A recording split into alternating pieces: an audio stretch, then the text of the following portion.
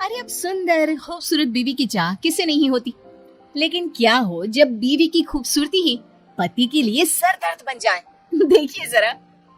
चलो ना कहीं घूमने चलते हैं। हमारी शादी को इतने महीने हो गए हैं और हम दोनों कहीं घूमने नहीं गए, बाहर तक नहीं निकलने देते हो। चलो ना।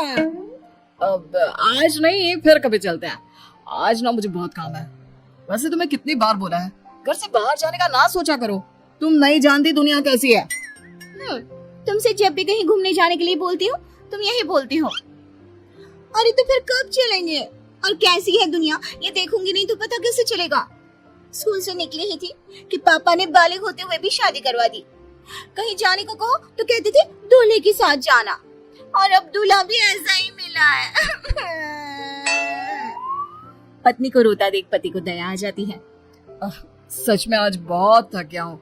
ऐसा करता है कल चले। ठीक है, लेकिन कल के बाद कोई बहाना नहीं, समझे ना। पति परेशान रहता है, सोचता है भला की खूबसूरत बीवी को अगर बाहर ले जाएगा और कहीं दुनिया की नजर लग गई तो, अरे कोई मेरी बीवी को बहला कर मुझसे दूर कर देगा तो क्या। अगले दिन दोनों पति पत्नी घूमने जाते हैं तो उन्हें कुछ आस पड़ोस की औरतें देखती है। अरे आज दीपक और उसकी लुगाई की सवारी कहाँ जा रही है? अरे आज तो गली में चांद निकल आया, वो भी दिन में। और कहाँ घूमने जा रहे हैं? शादी हुए इतने महीने हो गए तो सोचा आज एक साथ घूमने चले। क्यों, गलत है क्या उसमें? अरे इतनी सुंदर बीवी के होते हुए कोई कैसे घूमने न जाए? आखिर पूरे गांव को भी तो दिखाना है कि गांव की सबसे खूबसूरत बीवी मेरी है। क्यों दीपक, सही कहा ना? नहीं नहीं काकी, ऐसी कोई बात नहीं है। कौन अपनी बीवी की खूबसूरती की नुमाइश करता है? अरे तुम क्या हुआ अगर वो सबको दिखाना चाहता है। वैसे भी हर आदमी की किस्मत थोड़ी ना होती है दीपक की किस्मत जैसी कि सबसे खूबसूरत लड़की उसकी बीवी बन जाए। काकी ऐसा ना बोलो, मैं जितनी खूबसूरत हूँ ना, मेरा दीपक उतना ही समझदार और सुलझा हुआ है। उसने मुझसे शादी मेरी खूबसूरती देखकर थोड़ी ना की थी, अपने लिए मेरा प्यार देखकर किया। क्यों दीपू, सच कहा ना मैंने? हाँ बिल्कुल सच मेरी बुलबुल। कुछ दिनों बाद पति अपने दफ्तर काम पर जाता है।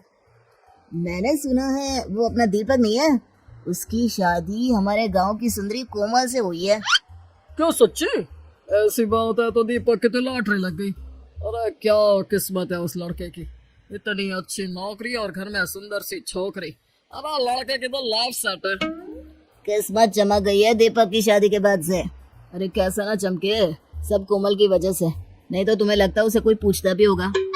हाँ ये तो सही कहा, जिसकी बीवी कोमल जैसी हो उससे कौन बात नहीं करना चाहेगा।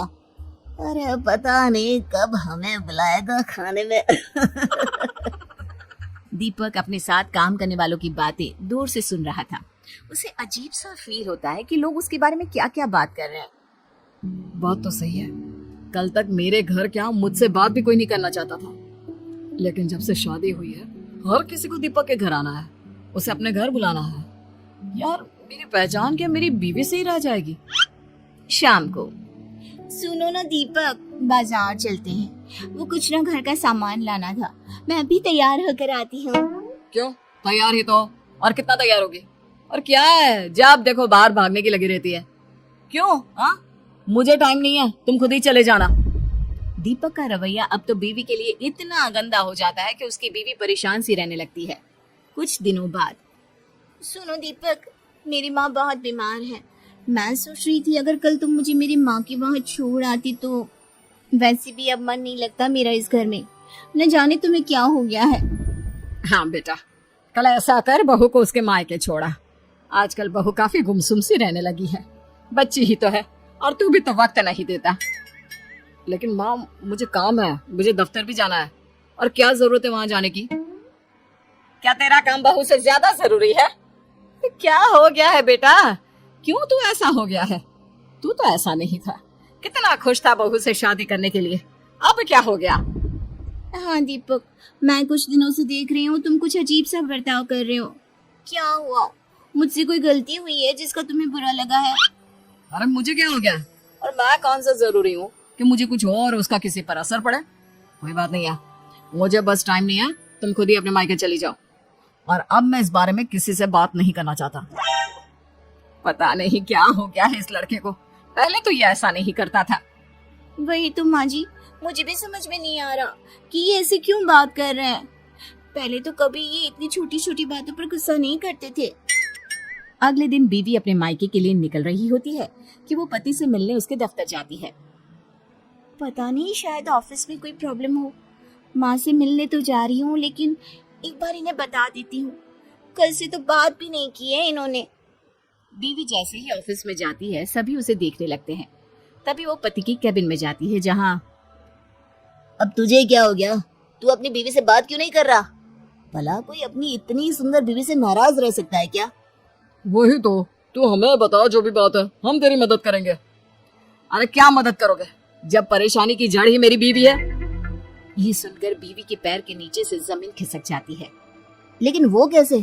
तेरी बीवी तो सुंदर है और तुझसे बहुत प्यार भी करती है, तो परेशानी कैसी? उसकी खूबसूरती ही तो परेशानी है।